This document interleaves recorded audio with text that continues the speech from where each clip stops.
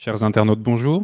Nous sommes aujourd'hui en compagnie de Sergueï Munier, qui est un ancien combattant français, volontaire au sein de la milice de la République populaire de Donetsk, dans le Donbass, l'Est ukrainien. Bonjour Sergueï. Bonjour. Alors, tu es né dans ce qui était encore l'Ukraine, à Lugansk, dans le Donbass. Tu as vécu là-bas jusqu'à tes 10 ans, puis tu es venu vivre en France et tu es devenu français, c'est bien ça? Oui, tout à fait. Donc, à l'âge de mes 10 ans, ma mère s'est remariée avec un Français et je l'ai suivi en France. Donc, dès mon arrivée, je suis devenu français. Vers la fin de l'année 2013, de nombreux manifestants se réunissent à Kiev, place Maïdan, notamment pour protester contre la corruption et exprimer leur désir de rejoindre l'Union européenne. Quel était à l'époque ton sentiment vis-à-vis de ces rassemblements?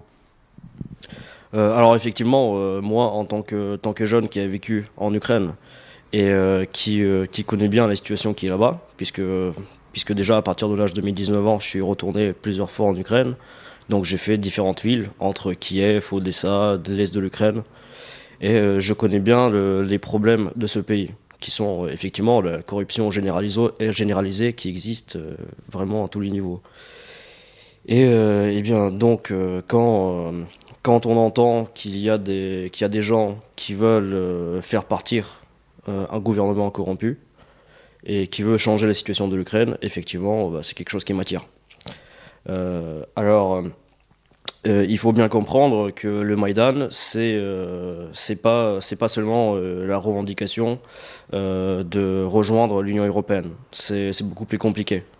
C'est-à-dire que nous avons l'impression que Yanukovych, c'était un président qui était pro-russe. Et en fait, c'est pas du tout le cas. Et il n'est peut-être pas anti-russe, mais ce n'est pas non plus l'inverse.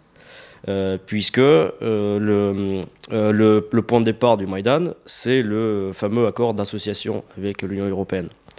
Alors, l'accord avec l'Union européenne a été préparé par le président Yanukovych lui-même. C'est-à-dire que c'est lui qui a fait une politique en vue d'avoir un accord avec l'Union européenne. Le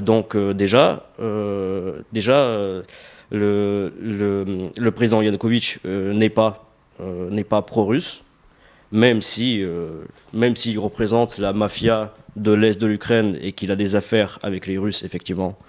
Euh, mais, euh, mais il a tout fait pour rejoindre l'Union européenne. Et c'est seulement au dernier moment qu'il s'est aperçu qu'il manquait 20 milliards de dollars et qu'il a demandé à l'Union européenne, qui n'a pas été capable de les fournir. Et c'est la Russie, de l'autre côté, qui du coup a proposé 15 milliards.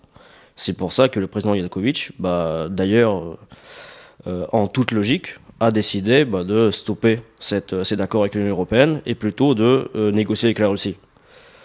Voilà, donc sur le Maïdan. Alors sur le Maïdan, qu'est-ce qui se passe? Sur le Maïdan, nous avons des gens qui effectivement rêvaient depuis longtemps, parce que l'Ukraine dans les années 90, depuis la chute de l'Union soviétique, elle est en état de décomposition. Et puis nous avons la propagande occidentale qui était, euh, qui était en place dès le début, et donc les gens s'imaginaient qu'en Europe occidentale, on vit très bien, que le niveau de vie est plus élevé, qu'ils pourraient aller là-bas, qu'ils pourraient faire partie de l'Union européenne et d'avoir la belle vie, le confort et tout ce qui va avec. Simplement, ce n'est pas ça. Ce n'est pas du tout ça. Mais le fait est que les gens voulaient entrer dans l'Union européenne et c'est pour ça qu'ils étaient présents sur le Maïdan. Ça, c'est une partie de ceux qui étaient sur le Maïdan. La deuxième force présente sur le Maïdan, ce sont les ultranationalistes. Donc représentés notamment par les gens de l'ouest de l'Ukraine, donc les fameux bandéristes. Donc ils étaient représentés par des organisations comme Svoboda, donc, qui est un parti qui représente Lvov et les alentours de la Excuse-moi, je capitale. t'interromps. Les bandéristes, c'est les partisans de... Enfin, les gens qui se réclament de Stepan Bandera. Voilà, voilà. Alors, donc ce sont les gens qui effectivement revendiquent le passé bandériste. Donc ce sont des gens qui se disent ukrainiens. Et en fait, le problème de ces gens-là, c'est que eux, leur Ukraine à eux, n'a existé que pendant des périodes très courtes de l'histoire. Et c'était surtout grâce à des puissances étrangères qui se sont servis de ces Ukrainiens pour aller attaquer les Russes, comme Stepan Bandera. Stepan Bandera qui était en prison justement avant la Seconde Guerre mondiale, et il a été libéré par les Allemands seulement pour aller tuer des Russes. C'était ça. Donc les bandéristes, ce sont des gens qui effectivement se revendiquent en tant qu'Ukrainiens, mais qui en fait ne représentent qu'une petite partie de toute l'Ukraine, c'est-à-dire les régions de l'ouest, du nord-ouest, qui sont sur la frontière polonaise et autrefois autrichienne, et enfin austro-hongroise. Et du coup, ces gens-là, eux, ils ne représentent pas l'Ukraine entière. C'est bien ça qui va poser problème. Donc, à l'origine, effectivement, je soutiens le Maïdan en tant que lutte contre la corruption et le fait de faire partir le président Yanukovych, qui effectivement est un président corrompu et qui n'a rien apporté de nouveau depuis les années 90, puisque tous les présidents, quel que soit leur côté, ont été corrompus. Et c'était la même élite politique qui est présente dans le pays depuis même les années 80, puisque tous ces gens, comme le président Poroshenko, comme le premier ministre Yatsenyuk, Timoshenko, tous ces gens-là sont des descendants d'anciens fonctionnaires soviétiques. Et ils sont, grâce à leurs relations et à l'argent qu'ils avaient déjà, grâce aux liens avec les mafieux, notamment le secteur droit qui représente en fait simplement la mafia de Odessa, enfin, un clan mafieux de Odessa. Et donc c'est l'union entre tous ces gens-là qui représente l'élite politique ukrainienne. Et qui est là au pouvoir. Pardon, le secteur droit, aussi connu sous le nom de Pravi Sector, c'est ça? Voilà. Donc Dmitri Yarosh, qui en fait, lui, vient d'Odessa et qui fait partie de la mafia locale d'Odessa. Donc, à l'origine, moi, je suis pour faire partir ces gens-là, mais en fait, je m'aperçois que ces gens-là, justement, comme Yarosh, comme le secteur droit, c'est en fait eux-mêmes qui sont présents sur le Maïdan. Et en fait, on s'aperçoit qu'en plus de ça, nous avons aussi des Américains, des Européens qui viennent sur le Maïdan pour venir s'extasier sur une sorte de lutte pour la liberté. Donc on s'aperçoit qu'en fait c'est une grosse arnaque. Et c'est pour ça qu'il y a d'autres Ukrainiens qui vont organiser des mouvements anti-Maïdan. Donc pas seulement à Kiev, mais dans toutes les villes quasiment de l'Est et du Sud de l'Ukraine. Voilà, donc à l'origine je suis pour le Maïdan, mais comme tout Ukrainien qui réfléchit, justement, je me suis rendu compte que c'était une arnaque. D'accord, donc ce Maïdan, comme on le sait, a donné lieu au renversement du président Yanukovych et de son gouvernement, et à l'institution d'un nouveau gouvernement de transition. Et bon, évidemment, dans le Donbass, c'est pas très bien passé, il y a eu une insurrection, et ensuite, cette insurrection a donné lieu à une opération militaire qui a été qualifiée d'antiterroriste par le gouvernement ukrainien. Donc c'est là que la guerre a commencé. Comment as-tu décidé de rejoindre le front? Pour résumer la situation, en fait, comme je disais, il y avait déjà des manifestations anti-Maïdan. Voilà. Et donc, à partir du moment où le président Yanukovych est parti, le nouveau gouvernement Maïdan est arrivé, donc le gouvernement provisoire, avant les élections de Petro Poroshenko. Et donc les premières mesures de ce gouvernement, ça consistait d'une part à réprimer les minorités, c'est-à-dire il y a une loi qui consistait à supprimer les langues régionales, c'est-à-dire le russe, mais aussi l'hongrois, le roumain, je crois même les Tatars, qui ont vu leur statut être supprimé, tout simplement. C'est-à-dire on a obligé tout le monde à apprendre l'ukrainien.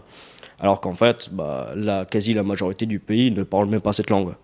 Et d'ailleurs, on le voit très bien, parce que même chez des nationalistes ukrainiens, il y a des gens qui parlent seulement le russe. Voilà. Même moi, quand je me fais insulter en tant que méchant séparatiste, ces insultes, je les reçois en langue russe, voilà, en langue d'occupant. Et Il y a la répression donc, contre tout ce qui n'est pas ukrainien, et il y a aussi une privatisation forcée qui commence à apparaître. Puisque Yanukovych, d'ailleurs, il a eu l'intelligence d'interdire aux étrangers d'exploiter les terres agricoles ukrainiennes. Ce qui a changé tout de suite dès l'arrivée du gouvernement de Maïdan. Donc toutes les terres agricoles ukrainiennes, c'était donné. Voilà, donc ça, mais aussi les ressources naturelles, comme le gaz. Le gaz naturel qui se trouve justement dans les alentours de Slaviansk. Et donc à ce moment-là, entre la répression des Ukrainiens par les Ukrainiens et la revente du pays à tout le monde, donc c'est-à-dire qu'on donnait vraiment, c'est vraiment venez, c'est donné, c'est gratuit. Voilà, un gars qui passe, on dit ouais toi viens là aussi, on te donne tout. C'était vraiment ça. Et bien, dans ce cas, l'anti-Maïdan s'est vite transformé en rébellion. Donc les gens ont dit, nous ne reconnaissons pas ce gouvernement qui est anti-ukrainien. Nous sommes tous ukrainiens, qu'on soit russophone, ukrainophone ou autre. Nous sommes tous ukrainiens, mais nous ne reconnaissons pas le gouvernement actuel qui, lui, va à l'encontre des intérêts de notre pays. Et donc les gens ont commencé à prendre des bâtiments publics, prendre les administrations, prendre les commissariats. Et donc c'est là que la rébellion a commencé. Et donc la question c'était comment moi je suis arrivé dans cette rébellion. Très rapidement, au lieu donc de négocier avec les manifestants anti-Maïdan, à partir du mois d'avril, déjà il y a eu les bombardements sur Slaviansk. Donc cette ville a été encerclée par l'armée ukrainienne. Donc on a commencé à la pilonner à coups d'artillerie, d'aviation. Il y a même des avions de combat qui ont tiré sur la ville. Donc, et tout ça juste pour une cinquantaine de volontaires qui sont venus de l'Ukraine et de la Russie. Puisque donc c'était les gens de Strelkov. Strelkov, donc, qui est un ancien officier russe, donc effectivement, mais qui a rassemblé un groupe de 52 volontaires qui sont venus de Crimée, donc qui ont participé aux éléments de Crimée, et qui sont venus à Slaviansk. Donc ils n'étaient pas assez nombreux pour aller à Donetsk, ils sont allés dans une ville comme Slaviansk, qui est beaucoup plus petite, et qui ont été rejoints par des miliciens locaux, qui ont aussi pris les armes. Et donc contre tout ça, l'armée ukrainienne a utilisé l'armée régulière, l'aviation et l'artillerie. Ça, c'était les combats de Slaviansk. De l'autre côté, donc les villes comme Donetsk et Lugansk, elles étaient toujours donc, dans une situation de rébellion, de manifestation, d'affrontement de rue. Mais à partir de début mai, donc je crois que c'était le 3 mai, ou le 5, enfin un peu par là, donc c'était l'opération antiterroriste qui a été déclarée. Et donc c'était le premier assaut sur l'aéroport de Donetsk. Donc c'était l'assaut contre l'aéroport de Donetsk, c'était vers le 26 mai. Et c'était là que le sang a commencé à couler à Donetsk. Donc c'est là que les gens ils ont découvert qu'en fait c'est une vraie guerre qui a commencé. Et qu'il y avait des gens qui se faisaient tuer par des dizaines dans la rue. Et donc, bon, je passe pas sur le massacre de Odessa qui a eu lieu le 2 juin, le 2 mai. Donc ça s'est passé à Odessa, mais je pense qu'il y a assez de gens déjà qui en parlent, notamment grâce au dernier documentaire. Donc je pense pas qu'il faut dire des choses là-dessus. Ouais, tu fais référence au documentaire de Canal+, présenté par Paul Moreira. Voilà. Alors dans le documentaire, attention, il y a aussi de la propagande anti-russe dans le documentaire, mais il a le mérite de dénoncer déjà ce qu'ont fait les gens à Odessa. Et donc effectivement, alors pourquoi est-ce que les gens vont aller prendre les armes? Parce que on voit que donc c'est en fait dans le documentaire on présentait ceux qui sont morts là-bas comme on présente ça comme un combat entre communistes et nationalistes. Mais en fait pour l'Ukraine, ce n'est pas le fait que ce soit des communistes qui compte. Ce qui compte pour eux, c'est le fait qu'il y a des gens qui sont morts brûlés vifs et qu'en fait ce sont des Ukrainiens qui ont tué d'autres Ukrainiens. Et les gens ont compris que ça allait arriver dans d'autres villes, partout. Et ils voulaient éviter ça. Et c'est pour ça qu'ils se sont protégés. Voilà. Alors, dans ma ville natale, à Lugansk, le 2 juin 2014, il y a un avion de combat qui tire sur un bâtiment administratif, en plein centre-ville de Lugansk. Et à ce moment-là, il y a 8 personnes qui sont tuées. Sur les 8 personnes, il y avait à peu près 5 femmes. Voilà. Sur Euronews, ils ont dit que l'aviation ukrainienne a attaqué une base séparatiste, qu'il y avait 8 séparatistes qui ont été tués. Voilà. Donc à ce moment-là, il y avait ma famille, puisque d'ailleurs j'ai une grand-mère qui habite juste à côté, parce que ça s'est passé, le bâtiment administratif se trouve face à un parc, et de l'autre côté du parc, c'est l'immeuble où j'ai de la famille qui habite. Et donc, effectivement, les gens, ils étaient choqués. Ils en revenaient pas. Ils y croyaient pas du tout. Et puis, donc, toujours, les gens qui ont connu cette propagande occidentale, par exemple, quand je discutais avec les gens de ma famille, de mes amis, ils me disaient que l'Europe occidentale, là-bas, les politiques, ils ont des valeurs, ils ont des idées. Ils vont pas laisser faire des choses comme ça. Ils vont vite arrêter ça. Et en fait, non. Et du coup, moi, je peux rien leur dire. Et par contre, moi, je peux y aller moi-même. Parce que, effectivement, il y a personne qui s'occupe de la question. Et qu'il y a des gens qui se font tuer et qu'on laisse faire. Et donc, c'est pour ça qu'il y avait des volontaires qui sont venus, enfin, notamment des Russes, des Ukrainiens qui habitent dans d'autres pays, que ce soit aux États-Unis ou en Europe occidentale, et qui ont fait le déplacement dès le début du conflit, donc vers mai-juin 2014, pour venir et aider les gens dans leur pays natal. Oui, effectivement, on a pu constater que le gouvernement français et de façon générale les gouvernements occidentaux étaient plutôt du côté du gouvernement ukrainien et le soutenaient dans son opération dite antiterroriste. Donc tu as décidé de rejoindre le front. Raconte-nous un petit peu comment s'est passé ton été 2014. Alors, l'été 2014, c'était une période où nous étions privés de tout, puisque l'Europe s'occupait pas, enfin, n'apportait aucune aide, ni pour arrêter le conflit, ni pour aider les populations. Et d'ailleurs, même la Russie, peut-être au niveau diplomatique, qui dénonçait justement le début des massacres en Ukraine. Mais à ce moment-là, il n'y avait pas encore de convoi humanitaire russe. Donc l'été 2014, nous étions livrés à nous-mêmes. Moi, j'ai fait un très gros chemin, puisque je suis arrivé à Kharkov au tout début. Kharkov, qui est une ville sous contrôle de Kiev. Voilà. Et j'ai fait le chemin jusqu'à... Enfin, moi, je voulais rejoindre le territoire donc, sous contrôle des rebelles.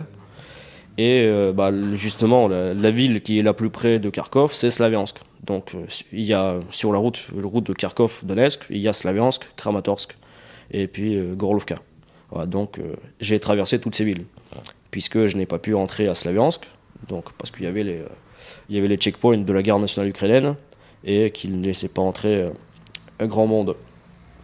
Et du coup, en traversant des champs, en prenant des bus, en évitant les checkpoints ukrainiens, j'ai fini par arriver à Donetsk. Et une fois à Donetsk, j'ai croisé la première patrouille qui passait. Voilà, donc je suis venu les voir, je dis bonjour, moi je viens chez vous. Voilà. Donc ils m'ont arrêté, enfin, ils ont fouillé mon téléphone, ils m'ont fouillé, ils m'ont posé des questions, et puis ils m'ont envoyé dans un des bâtiments qui était pris par les manifestants. Donc c'était le SBU de Donetsk. Et donc les locaux... Le SBU, c'est les locaux des... Enfin, le SBU, c'est les services de sécurité ukrainiens, quoi. C'est l'équivalent, en gros, de la... Dans chaque grande ville, il y a les locaux du SBU. Ça c'est les SBU, ce sont les descendants donc du KGB, et donc ce sont les mêmes locaux qui sont restés depuis l'époque soviétique. Et donc je suis arrivé dans ces locaux qui ont été occupés par des manifestants. Et à ce moment-là, donc il y avait, sans compter les gens qui gardent l'entrée, c'est-à-dire il y avait 4 personnes avec des cages plus un pistolet. Mais sinon, mis à part ça, il y avait juste des gens, donc des civils avec des bâtons, parfois parfois il y avait des gens même en armure de chevalier. C'est des gens qui sont passionnés par le Moyen-Âge, qui sont même forgerons, qui ont forgé des armures, c'est leur loisir, si tu veux. Et donc il y en a qui sont venus comme ça. Donc il y avait des gars qui patrouillaient à l'intérieur des locaux en armure de chevalier, voilà, avec des épées en bois. Donc c'était, il y avait des gens qui étaient vraiment, il y avait tout et n'importe quoi. Voilà. Mais par contre, des forces spéciales russes, comme on montrait à la télé, ça, il y en avait pas. Et d'ailleurs, on s'est très vite rendu compte qu'il y avait justement pas assez de gens qui ont des compétences militaires, ou ne serait-ce que même des connaissances théoriques.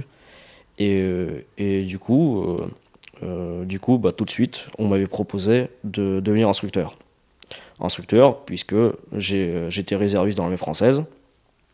Donc, contrairement à la propagande ukrainienne, je n'ai pas fait d'opération dans toute l'Afrique, en Afghanistan et dans le monde entier. J'ai vécu 23 ans, donc j'ai pas le temps de faire tout ça, désolé. Et, mais tout ce que j'ai fait, c'est des Vigipirates. Et donc, je suis qu'un simple caporal de réserve.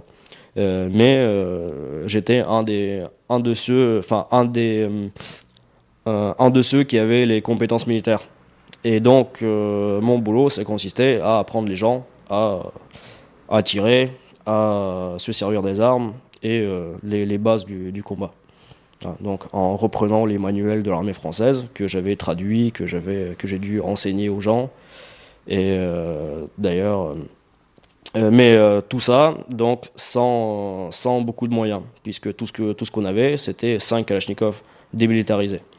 Donc, en fait, c'est des Kalachnikov d'instruction qui étaient déjà en fait dans le SBU, qu'on avait simplement récupéré.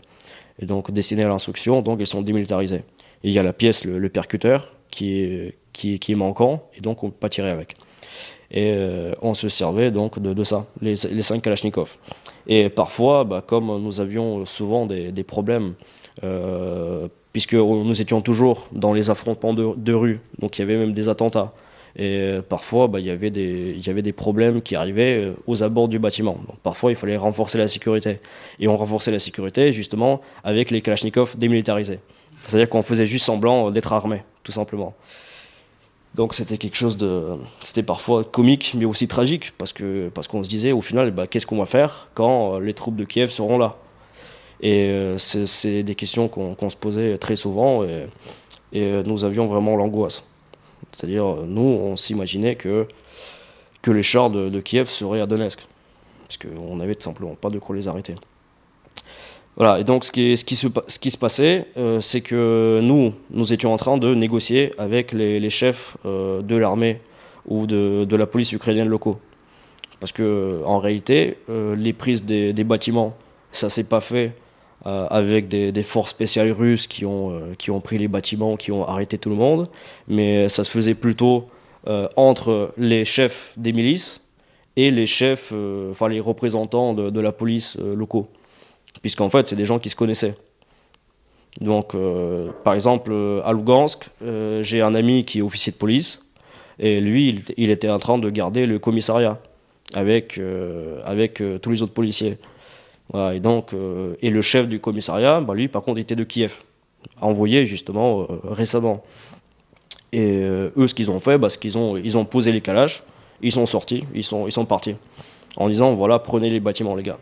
Et le chef de Kiev s'est enfui, disparu quelque part. Parfois, c'est comme ça que ça se passait. Parfois, l'armée ukrainienne simulait même les combats. C'est-à-dire, ils tiraient des cartouches à blanc, ou ils tiraient en l'air, histoire de simuler un combat. Et puis, ils rendaient compte à la hiérarchie comme quoi ils peuvent pas tenir, comme quoi ils sont attaqués par l'armée russe, et ils partaient. Et donc, on prenait les casernes. Ou parfois, simplement, bah, ils nous les laissaient.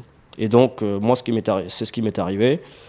Donc il y a un caserne qui a été laissé par les troupes de l'intérieur, donc par la police ukrainienne, qui nous a été justement négocié, et ils ont laissé le caserne que nous sommes venus occuper, tout simplement. Donc ils ont laissé le caserne avec l'armurerie. Et c'est là bah, que nous avons pu au final équiper tout le monde de Kalachnikov. C'est-à-dire une Kalachnikov plus 4 chargeurs par personne. Le grand luxe, quoi. Voilà. Du coup, l'armée ukrainienne a fini par arriver avec ses chars.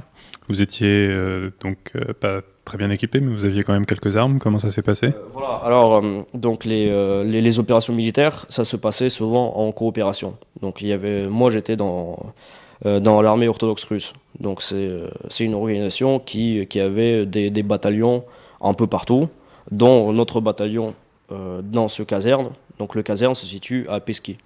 Donc il y a le village de Peski, et c'est l'entrée de la ville ouest de Donetsk.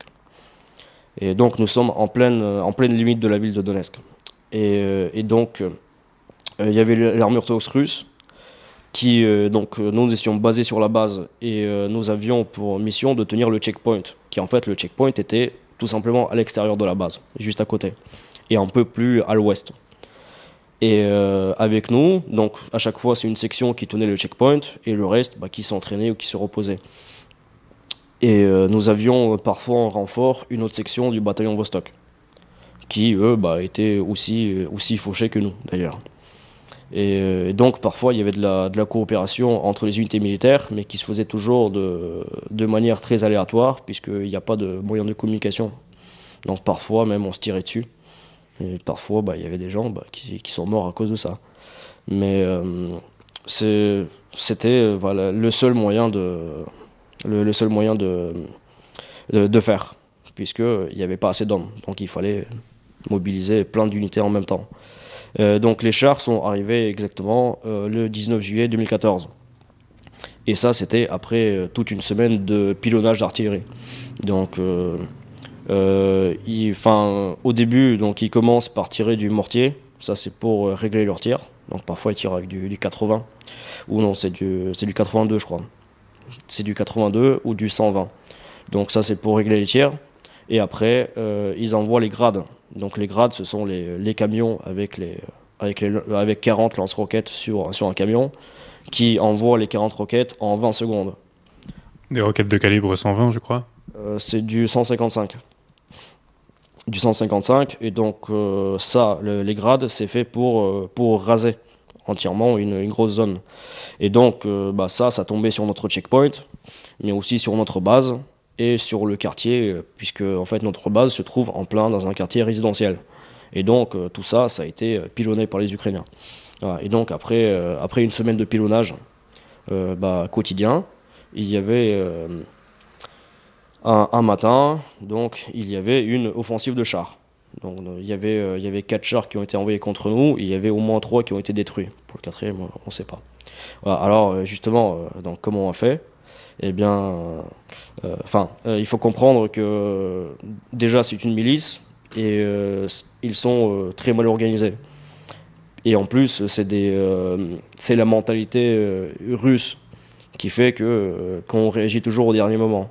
Et donc, quand à 6 heures du matin, les chars arrivent sur nous, commencent à nous encercler, qu'il y a aussi l'infanterie ennemie et que nous sommes pris au contact, et que, en fait, c'est seulement là que les gens vont commencer à se demander s'ils peuvent aller chercher des renforts en ville. Et donc, nous, on passe des heures au combat dans la merde. Et il y a un gars qui va en ville, qui va dans les entrepôts, qui va aller négocier des lance-roquettes. Voilà, qui l'amène sur place. Et donc, vers midi, tous les chars ont été détruits. Mais comme ça. C'est-à-dire, les combats, ça s'est transformé. Enfin, il n'y avait plus la ligne du front. Il y a des chars qui ont réussi à entrer et même à passer dans notre dos. Et donc, moi, ma première rencontre avec l'ennemi, c'était ça. C'était un char qui a déboulé d'un carrefour. Et moi, j'étais à 40 mètres du carrefour.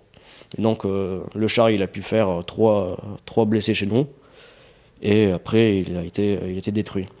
Mais c'était toujours comme ça. Donc, c'était on va dire, un jeu de chat et de souris entre des mecs à pied et équipés de lance-roquettes et les chars de combat ukrainiens. D'accord, je vois. Et ensuite, tu as continué avec la campagne d'hiver, ou une partie de la campagne d'hiver, celle de la bataille de Debaltsevo, non? Non, alors moi je me suis arrêté à Ilovaisk. Donc j'avais fait d'ailleurs juste le début de Ilovaisk. Donc à ce moment-là, nous étions déjà un peu plus équipés, notamment les combats de juillet qui nous ont apporté pas mal de matériel. Et nous sommes allés du côté le côté sud-est de Donetsk, donc vers la ville de Mospino, qui est la ville de Mospino, Novi Svet. Ce sont deux villes donc, qui étaient sous contrôle ukrainien. Et nous avions établi un checkpoint en plein milieu d'un champ, donc sur une route. Et notre boulot consistait seulement à tenir ce checkpoint. Et en même temps, les Ukrainiens essayaient d'attaquer un village qui se trouvait juste à côté. Et donc chaque fois, on faisait le déplacement entre le checkpoint et le village. Et on tendait des petites embuscades aux Ukrainiens. Donc il y avait une voie ferrée, nous étions derrière la voie ferrée. Les Ukrainiens, au début, ils bombardaient le village, après ils rentraient dans le village, et après, bah, nous, on ripostait, une fois qu'ils étaient dans le village. Et donc ce village, ça se passait plusieurs fois. Si tu veux, tous les jours, donc ils revenaient, et tous les jours, on répétait exactement la même chose. C'est-à-dire, enfin, ils étaient même, enfin, tactiquement parlant, et ils répétaient toujours exactement la même erreur. Ils envoyaient juste des véhicules pour attaquer le village, ils étaient détruits, ils en envoyaient des nouveaux, et c'était comme ça. Et tout ça, donc, entrecoupé de bombardements sur le village. Donc, effectivement, le village, il ne restait plus grand-chose. Et c'est aussi là que nous avons vu pour la première fois du phosphore. Donc, le phosphore, ça, on le voit grâce aux nuages de fumée blanc qui se forment au niveau du sol. C'est des munitions incendiaires. Alors oui, le phosphore, c'est incendiaire, et enfin, c'est une arme incendiaire et chimique. C'est-à-dire que c'est fait pour brûler, mais aussi en inhalant les gaz, on a les poumons qui sont brûlés. Donc c'est considéré comme une arme chimique aussi. Mais enfin, dans tous les cas, c'est interdit. Donc, tu donnes l'impression d'une milice qui est pas très bien organisée, avec une hiérarchie qui ne fonctionne pas très bien, mais finalement on dirait que l'armée ukrainienne faisait des erreurs tactiques tellement grossières que finalement c'est comme ça que vous avez pu tenir. Oui, alors justement, on ne parle pas vraiment de l'armée ukrainienne, mais on parle de la garde nationale. Alors la garde nationale, elle a été créée juste après le Maïdan. Et notamment grâce à l'argent des oligarques comme Kolomoïski, qui a financé entièrement la garde nationale. Et pour cette garde nationale, donc sous le commandement du ministère de l'Intérieur, donc c'est la police, et ils ont créé des bataillons territoriaux. Donc ce sont des bataillons qui sont destinés non pas à la guerre, mais à la répression de rébellions, justement, au combat antiterroriste. Et donc, pour ça, ils ont recruté, notamment chez les nationalistes. Et d'ailleurs, il y a la propagande ukrainienne qui s'est mise en marche. Donc, on a commencé à parler de l'invasion de l'armée russe, des chars russes, des forces spéciales russes, de partout. Et donc, il y a pas mal d'Ukrainiens qui ont subi cette propagande et qui se sont mis du côté de Kiev, justement, pour répondre à l'agression de l'armée russe. Et donc, il y avait les bandéristes, mais il y avait aussi des Ukrainiens qui, jusqu'ici, n'étaient pas des nationalistes, qui s'occupaient même pas de la politique, mais qui sont devenus radicaux et nationalistes, et qui ont rejoint donc ces bataillons spéciaux. Alors, pour les bataillons spéciaux, à Donetsk, c'était le bataillon de Donbass, commandé par par un local d'ailleurs. Le commandant du bataillon de Donbass, qui se faisait appeler Semyon Semenchenko. Lui, il vient de Donetsk d'ailleurs. Il a même participé à l'anti-Maïdan. Simplement, il a changé de camp après, certainement par opportunisme. Et ça, c'est à Donetsk. Et à Lugansk, c'était le bataillon Haïdar. Donc, les deux, c'était des bataillons nationalistes. Donc le bataillon Donbass, eux, ils aimaient bien s'habiller en noir. Donc ils avaient un insigne avec donc le trident ukrainien, mais modélisé en aigle. Le bataillon Haïdar, donc c'est des nationalistes qui se cachent pas d'ailleurs. Et ces bataillons étaient complétés par d'autres petits bataillons. Donc des Kiev 1, Kiev 2, Dnipro 1, Dnipro 2. Tout un tas de bataillons territoriaux qui ont été créés à partir de nationalistes dans plein de villes de l'Ukraine, que ce soit à l'ouest, au centre, ou même à l'est. Et donc, c'est ces bataillons qui constituaient la frappe principale de cette opération antiterroriste. Et l'armée ukrainienne, elle était là simplement en renfort. Donc, les bataillons de chars, l'artillerie, l'aviation. L'aviation qui n'a pas duré très longtemps d'ailleurs. Et donc, ces nationalistes dans les bataillons spéciaux, à mon avis, ils s'attendaient plus à aller tuer des terroristes plutôt qu'à faire la vraie guerre. Puisque les premiers faits d'armes de ces bataillons nationalistes, c'était en fait simplement des massacres de civils, comme à Mariupol au mois de mai. Donc c'était une grosse opération du bataillon Azov, mais qui consistait en fait à entrer dans la ville et à flinguer des civils. Donc je connais même une personne qui était à ce moment-là à Mariupol, qui a ramassé 2 balles de la part du bataillon Azov. Alors que c'était juste un civil qui passait par là, par exemple. Et donc, par contre, ça a été mis en scène en tant qu'opération de libération d'une ville. Et donc, le bataillon Donbass, il aime bien faire, enfin, le bataillon Azov, il aime bien faire dans la grande propagande, la lutte contre les bolcheviks, contre les méchants russes, contre les terroristes qui sont envoyés par la Russie. Voilà, mais en tout cas, donc, ces gens-là ont commencé par faire des opérations donc, contre les civils en tuant des civils. Et je pense qu'à mon avis, bah, ils ne s'attendaient pas à ce qu'il y ait de la résistance. Et simplement, à partir du moment où il y a des gens qui ont commencé à répondre, eh bien, ils se sont retrouvés un peu surpris. D'accord. Dans l'Union européenne, aux États-Unis et bien sûr à Kiev, on a beaucoup accusé la Russie d'être responsable de la guerre. En particulier, elle fut accusée d'envoyer des troupes, ou du moins de laisser passer des soldats, et même d'avoir fourni des armes, et même des chars de bataille de type T-72 par exemple. Tu étais en assez bonne position d'évaluer ces accusations, qu'en penses-tu? Alors, il faut bien comprendre que jusqu'à septembre 2014, il n'y avait même pas l'aide humanitaire de la Russie. Donc, de là, parler de colonnes de chars ou de matériel, je pense que c'est quand même assez osé. Notamment, on sait bien que les Ukrainiens ont fait beaucoup de... en fait, l'Ukraine, ça marche comment? L'Ukraine, elle sert ce que veut l'Europe. C'est-à-dire, bah, l'Europe, elle parle d'une agression militaire russe. L'Ukraine, qu'est-ce qu'il fait? Bah, à chaque fois, ils essayent de chercher des preuves, ou alors de fabriquer des preuves d'invasion ou de présence de matériel russe. Voilà, par exemple, une fois, ils ont détruit une soi-disant enfin, un convoi militaire russe, pas loin de la frontière. Voilà, donc ça a été détruit avec l'artillerie. Ah. Et alors, il y a des gens qui ont demandé, bah, est-ce qu'on peut voir cette colonne qui a été détruite? Parce que justement, s'il y a une colonne russe qui a été détruite, bah, ça serait bien d'aller la filmer et de la montrer aux gens. Ah, simplement, bah, l'état-major ukrainien a refusé.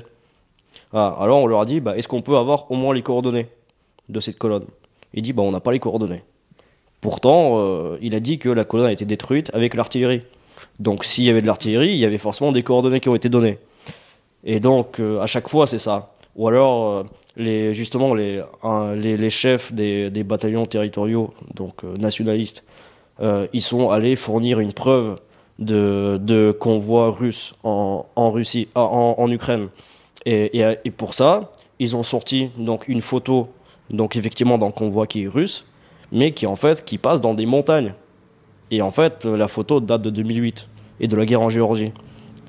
Donc, tout ce niveau matériel, eh bien, ça serait bien d'avoir des preuves, déjà, pour affirmer ça. Ce que j'ai vu, moi, personnellement, parce que moi, je ne suis qu'un petit soldat, un petit soldat qui a sa Kalachnikov, son gilet pare-balles, quand il en a un, et qui est dans sa tranchée, et qui bah, ne voit pas grand-chose, au final. Donc, moi, je pourrais pas avoir un tableau complet de ce qui se passe là-bas. Mais de ce que j'ai vu moi dans mon secteur, le matériel qu'on utilisait était essentiellement pris sur place. Donc l'armement individuel, les Kalachnikov, c'était pris dans le caserne des troupes de l'intérieur. Le seul char que nous avions récupéré, c'était un des chars qui nous a attaqués et qui a été réparé et remis en service. C'est le fameux char sur lequel il y a inscrit ACDC. Il y a souvent des photos de ce char sur internet. Et donc c'est ce char-là. Le char que j'ai rencontré dans ce carrefour. D'accord. Voilà, donc c'est assez osé de parler de livraison de matériel russe dans des quantités énormes, comme ce qu'ils disent. Et pour ce qui est des volontaires? Pour ce qui est des volontaires, bah, effectivement, il y a eu comme je disais, il y avait des gens qui étaient des Russes, que ce soit en Russie, en Europe ou aux États-Unis, qui ont fait le déplacement. Et ça, depuis le début de la guerre. Donc effectivement, ça, on ne peut pas le cacher. Effectivement, le noyau dur de la rébellion du Donbass, c'est les volontaires venus de Russie. Mais c'est toujours la même chose. C'est-à-dire, parmi les volontaires qui sont venus de Russie, il y a du tout.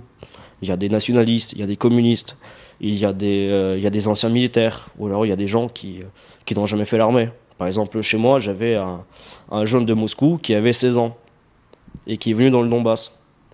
Voilà, en sachant rien faire. Donc lui, effectivement, c'est pas lui qui serait un agent secret de Poutine.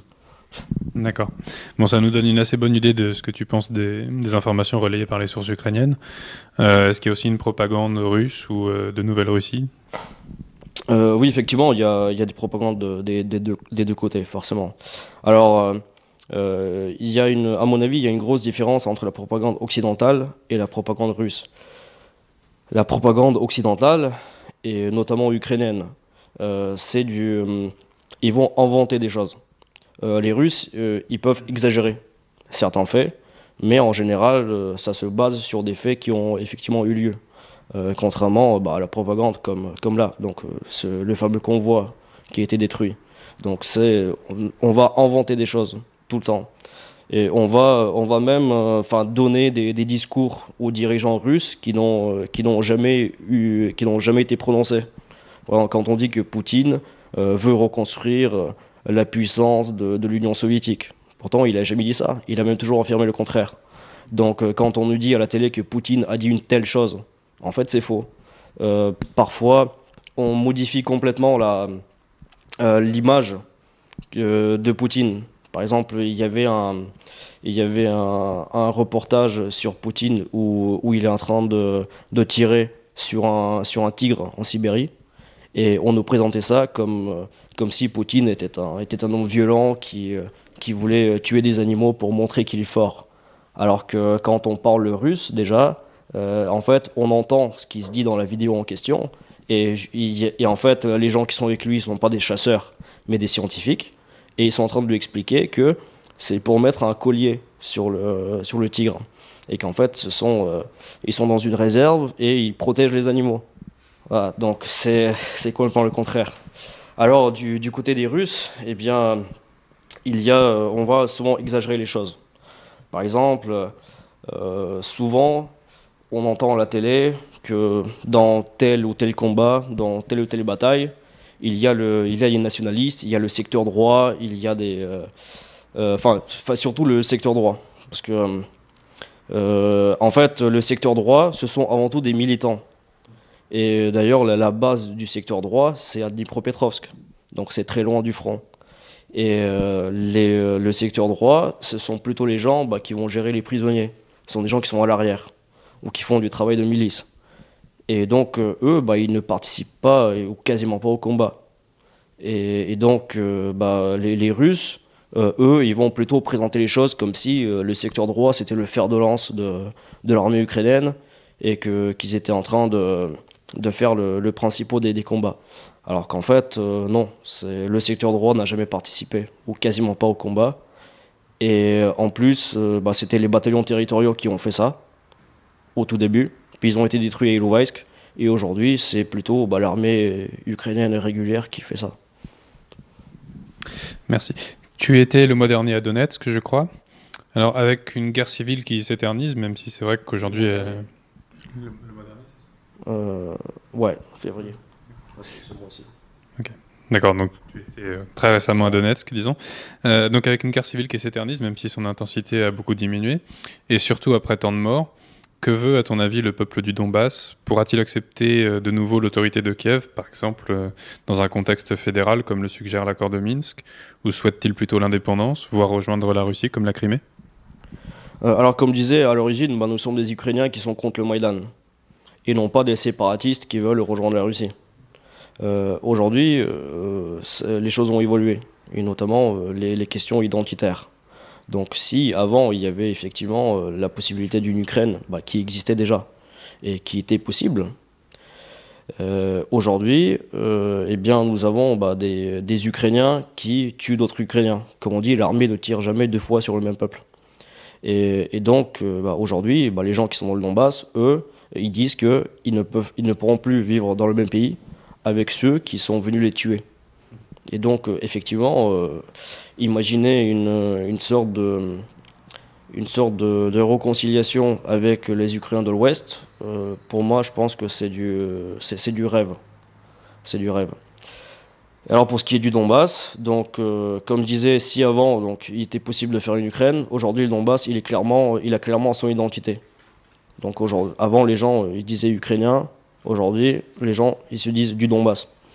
Leur identité c'est plutôt dans les villes et dans la région du Donbass. Donc d'ailleurs il y a toute une culture qui s'est développée aujourd'hui donc avec le Donbass qui n'a plus rien à voir avec l'Ukraine d'avant.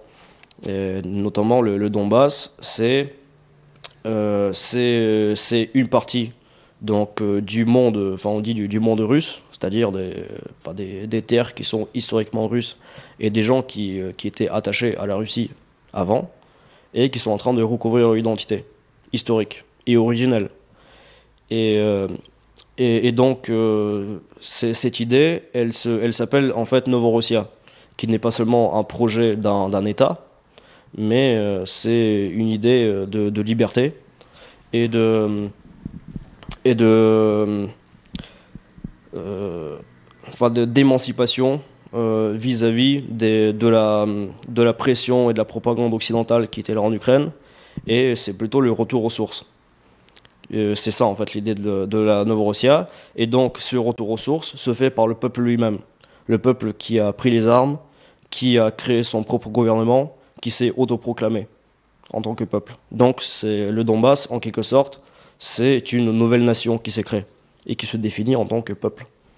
Alors aujourd'hui, de toute façon, il faut bien comprendre que le Donbass est une terre industrielle et que cette industrie a été reliée à la Russie, que ce soit par le réseau routier, le réseau ferroviaire, le, les usines qui ont produit pour exporter vers la Russie.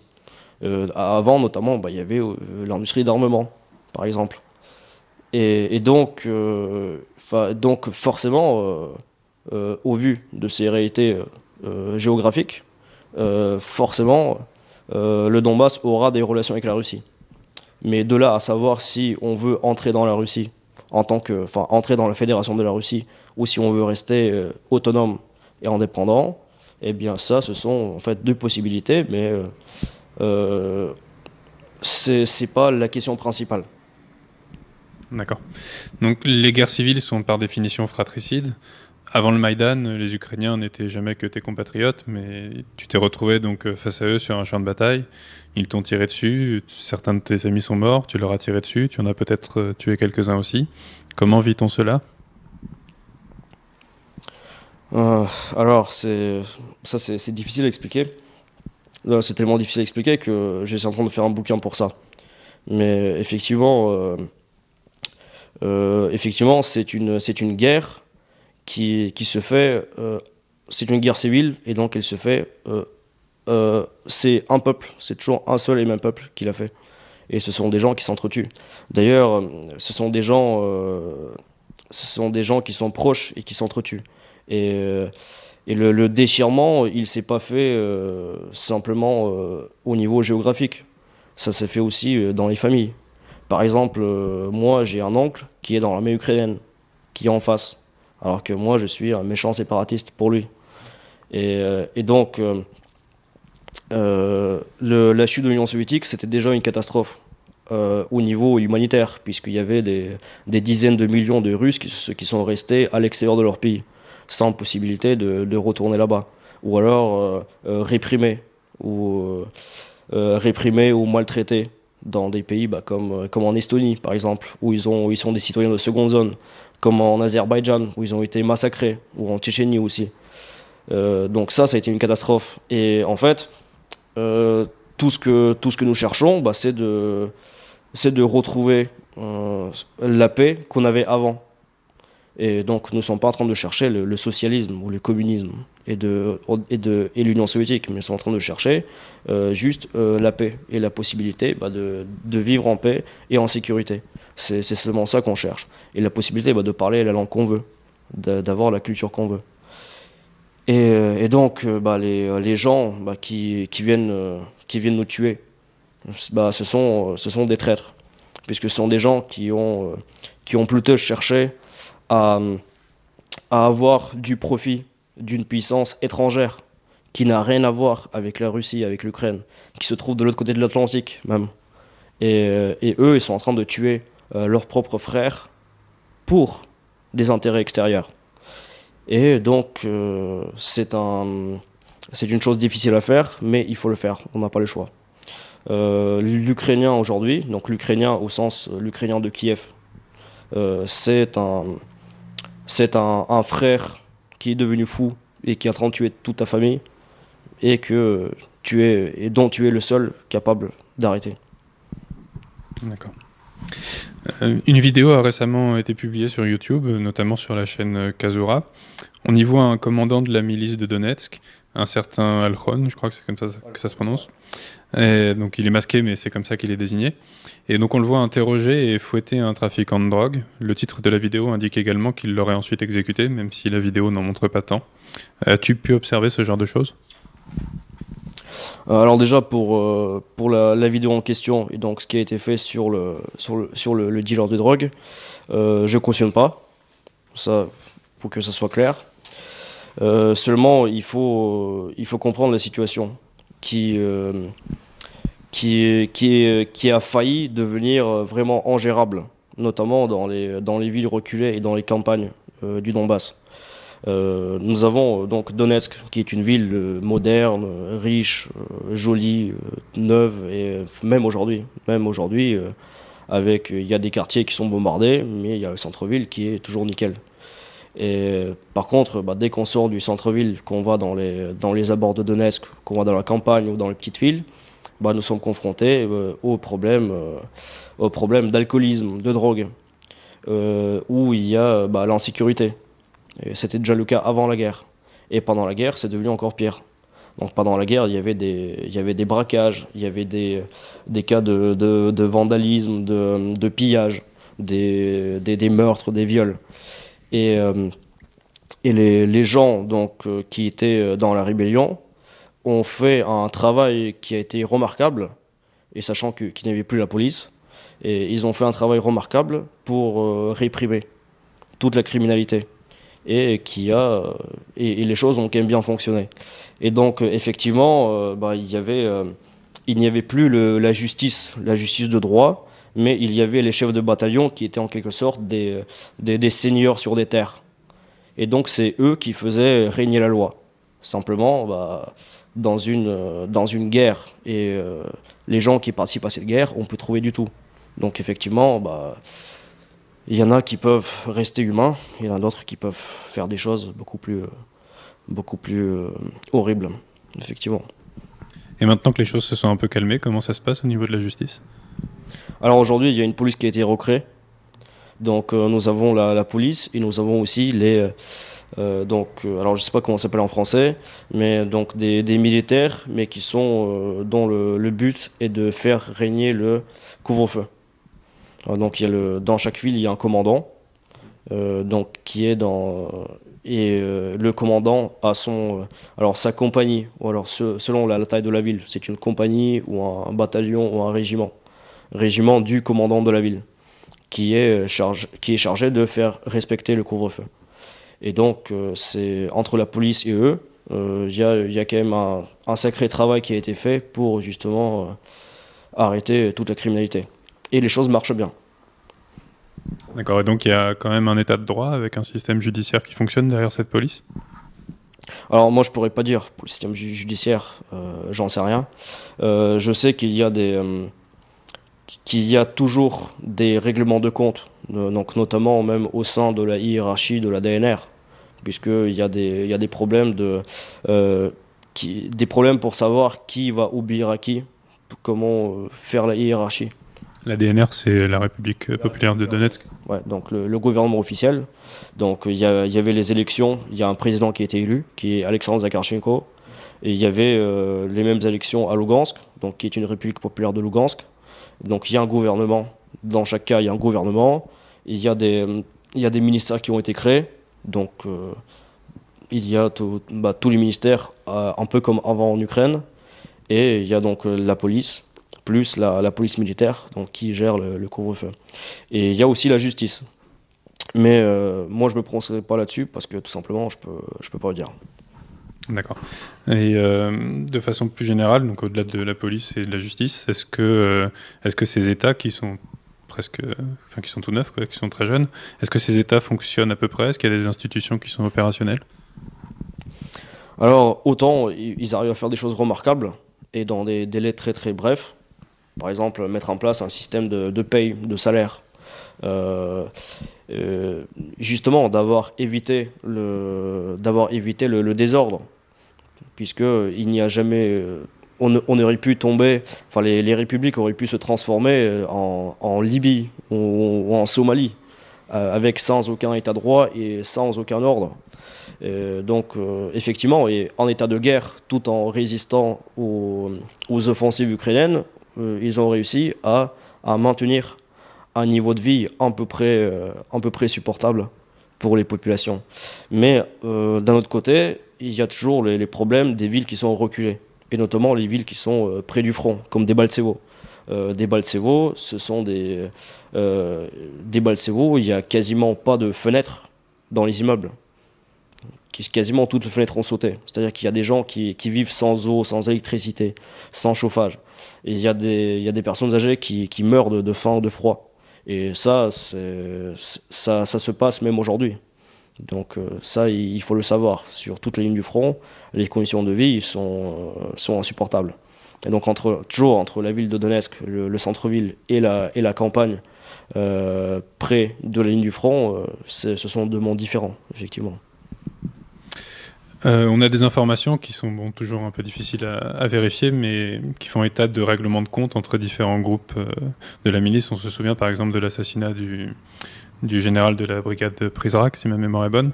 Est-ce que tu as des commentaires là-dessus? Est-ce que tu peux nous dire comment ça se passe maintenant? Parce que c'est vrai que ça fait déjà quelques temps. Alors, donc là, selon les versions officielles, ce sont les groupes de diversion ukrainiens qui ont assassiné tous les chefs de la République populaire de Lugansk. Selon la voix populaire, elle n'est pas toujours d'accord avec ça. C'est-à-dire, euh, disons que les républiques populaires ont commencé avec des chefs militaires qui sont allés au combat avec leurs hommes, qui ont parfois qui n'étaient rien avant et qui sont devenus chefs en allant au combat et en se démarquant au combat. Et donc les gens, ils ont plutôt tendance à respecter des chefs militaires charismatiques plutôt que des fonctionnaires ou des anciens politiques qui sont revenus dans la République populaire une fois que la situation a été calmée. Donc il y a des théories comme quoi ce n'est pas les Ukrainiens qui les ont assassinés, mais on ne peut pas le savoir. D'accord. Bon, en France, le traitement médiatique des républiques populaires du Donbass n'est pas franchement positif. Pour autant, tu n'as apparemment jamais cherché à cacher ton engagement. Est-ce que ça a eu des conséquences sur ta vie sociale ou professionnelle? Oui, tout à fait. Alors, sans parler des problèmes, bon, c'est pas vraiment des problèmes, mais disons que, étant donné que je suis étudiant, par rapport à un étudiant lambda qui vient juste de sortir de chez sa famille, qui commence à peine à faire ses études, qui commence à découvrir la vie, forcément, on ne peut pas avoir des discussions. Donc, à ce niveau-là, je n'ai pas de problème, enfin, je suis pas fou, je n'ai aucun problème psychologique, mais même si ça arrive à des gens. D'ailleurs, il faut bien comprendre qu'il y a des gens qui peuvent devenir très très violents après avoir traversé des choses comme ça. Et après, bah, de torturer des gens, par exemple. Donc moi, c'est pas le cas. Tant mieux. Voilà. Et j'ai des problèmes, notamment avec l'armée française, puisque je suis toujours sous contrat et réserviste, et qu'on me demande de faire ma lettre de démission pour quitter la réserve. Et je ne suis plus convoqué, de toute façon. Moi, j'ai refusé de démissionner de l'armée parce que on m'a dit que je devais démissionner parce que je suis allé contre les intérêts de la France et que je me suis battu, mais pas pour la France. Ce qui en fait est faux, parce que je me suis battu pour la France, mais je me suis pas battu pour des politiques qui pensent représenter toute la France. Ce qui est difficile à imaginer avec des codes de popularité de Hollande Je pense qu'on est loin de représenter justement la France. Et donc, je n'ai pas combattu pour les intérêts des politiques français qui ont effectivement supporté le Maïdan, qui ont laissé faire la guerre, qui ont laissé faire les massacres. Je suis allé contre leurs intérêts, mais je suis allé pour les intérêts de la France et des Français. Puisque bah, toutes les guerres qui arrivent, que ce soit en Ukraine, que ce soit au Moyen-Orient, elles arrivent uniquement parce qu'il y a les puissances occidentales qui font tout pour faire des guerres dans le monde entier. Et ce sont eux qui créent la haine, qui créent artificiellement les mercenaires qu'ils utilisent ensuite pour aller tuer des gens. Donc en Ukraine, ce sont les bandéristes. Au Moyen-Orient, ce sont les fameux rebelles syriens qui sont en fait des islamistes, on le sait très bien. Ce sont des Al-Nosra, c'est l'Al-Qaïda, c'est l'État islamique. Nous créons, donc nous prenons le pire de ce qu'il y a dans l'humanité et on prend des gens un peu cons, jeunes et cons, pour après les envoyer faire le mauvais boulot, le sale boulot partout. Et après, ça finit par retomber contre nous avec les attentats. Et donc, bah, la question ukrainienne, elle est au cœur de ce qui se passe dans le monde. Et si nous avons des attentats en France, le conflit ukrainien est en partie la cause. Et, euh, et donc, bah, en combattant le régime du Maïdan, on combat aussi pour la France et pour la protéger des mercenaires créés artificiellement et alors idéologisés, non, ouais, Idéologisé, je crois. Ouais, idéologisés, voilà, voilà, pour faire du mal à des personnes qui n'ont jamais rien demandé à personne. D'accord. Parce qu'en fait, quand on tape ton nom sur Google, on tombe soit sur ta page Facebook où on voit que tu as fait partie de la milice de Donetsk, soit sur des articles qui ne te sont pas très favorables.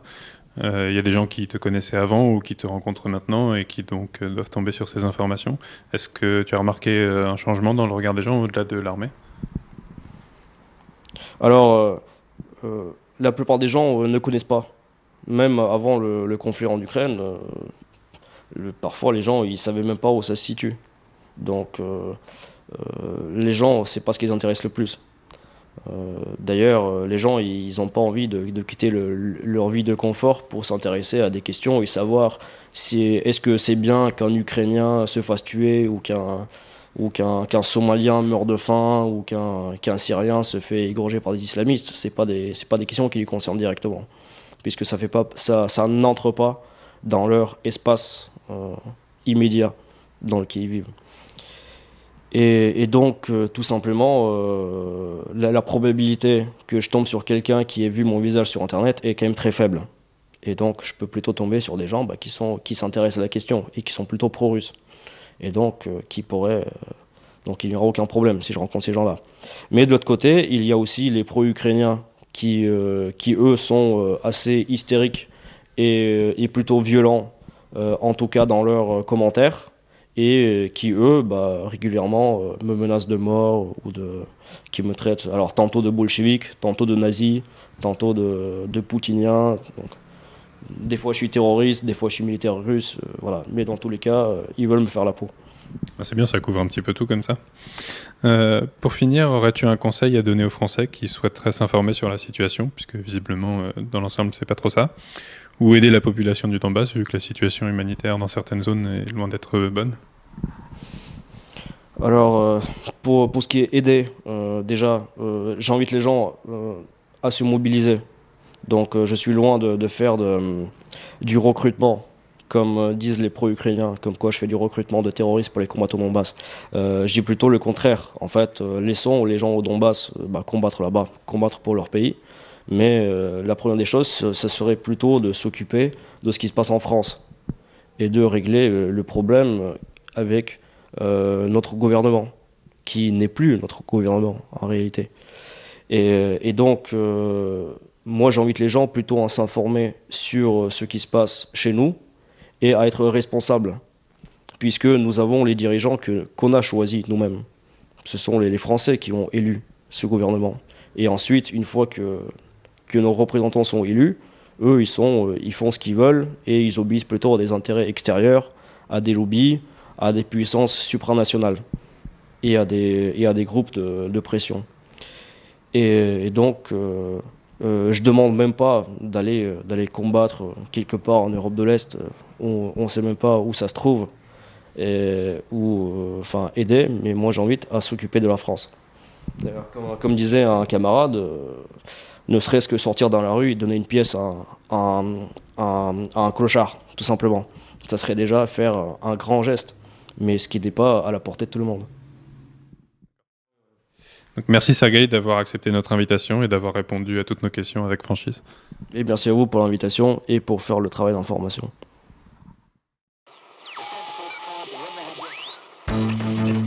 Thank you.